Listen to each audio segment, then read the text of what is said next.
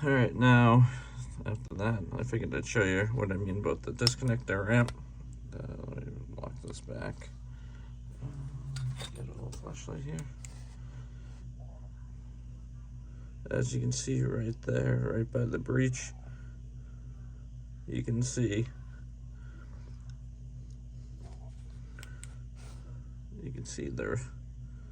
the ramp relief, and it just gingerly goes over it.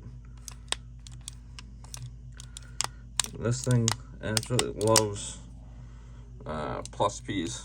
The softest shooting gun 9mm that I've had. Most of my other 2011s have all been 45s. Let's see.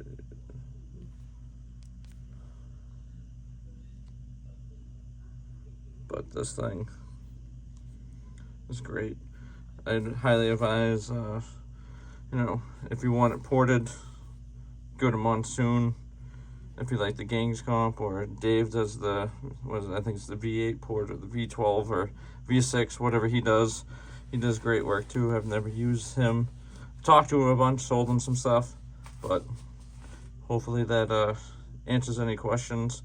I just wanted to, show briefly what I was talking about with that little ramp does. You don't need to do much, just enough for it,